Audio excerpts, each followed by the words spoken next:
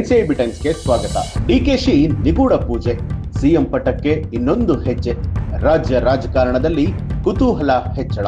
ಹೌದು, ಕರ್ನಾಟಕ ರಾಜಕಾರಣದಲ್ಲಿ ಮತ್ತೆ ಡಿಸಿಎಂ ಡಿಕೆ ಶಿವಕುಮಾರ್ ನಿಗೂಢ ಚಟುವಟಿಕೆಯಿಂದ ಚರ್ಚೆಗೆ ಗ್ರಾಸವಾಗ್ತಿದ್ದಾರೆ. ಇತ್ತೀಚೆಗಷ್ಟೇ ಅವರು ರಹಸ್ಯವಾಗಿ ತುಮಕೂರು ಜಿಲ್ಲೆಯ ಪ್ರಸಿದ್ಧ ನವಿಲೆ ನಾಗೇಶ್ವರ ದೇವಸ್ಥಾನಕ್ಕೆ ಭೇಟಿ ನೀಡಿ ವಿಶೇಷ ಪೂಜೆಯನ್ನ ಕೂಡ ಸಲ್ಲಿಸಿದ್ರು. ರಾಜಕೀಯ ವಲಯದಲ್ಲಿ ಇದು ತೀವ್ರ ಕುತೂಹಲಕ್ಕೆ ಕಾರಣ ಆಗಿದೆ.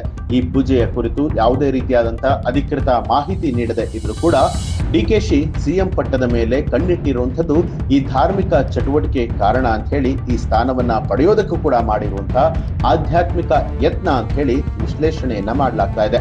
ದಿಲ್ಲಿ ಭೇಟಿ ಪೂರ್ವದಲ್ಲಿ ಈ ರೀತಿಯಾದ ಬೆಳವಣಿಗೆ ನಡೆದಿರುವಂತದ್ದು ಮತ್ತಷ್ಟು ಸಂಭ್ರಮಕ್ಕೆ ಎಡೆ ಮಾಡಿದೆ. ಇನ್ನು ಕೆಲ ಮೂಲಗಳ ಪ್ರಕಾರವಾಗಿ ಈ ಪೂಜೆಯ ವೇಳೆ ಮಂತ್ರ ತಂತ್ರದ ಆಚರಣೆಗಳು ಕೂಡ ನಡೆದಿದ್ದು, ಅದನ್ನ ಅತ್ಯಂತ ಸೀಮಿತ ಸಂಖ್ಯೆಯ ನಿಕಟವರ್ತಿಗಳೊಂದಿಗೆ ನಡೆಸಲಾಗಿದೆ ಅಂತಲೂ ಕೂಡ ತಿಳಿದು ಬಂದಿರುವಂತದ್ದು.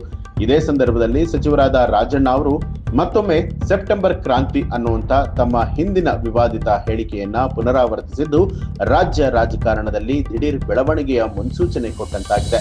ರಾಜ್ಯ ರಾಜಕಾರಣದಲ್ಲಿ ಈಗ ಡಿಕೆಶಿಯ ನಿಗೂಢ ಪೂಜೆ ಫಲಿಸುತ್ತಾ, ಸಿಎಂ ಪಟ್ಟ ಲಭಿಸುತ್ತಾ ಅನ್ನುವಂತಹ ಪ್ರಶ್ನೆಗಳು ವ್ಯಾಪಕವಾಗಿ ಚರ್ಚೆಗೆ ಕಾರಣ ಆಗ್ತಾ ಇದೆ.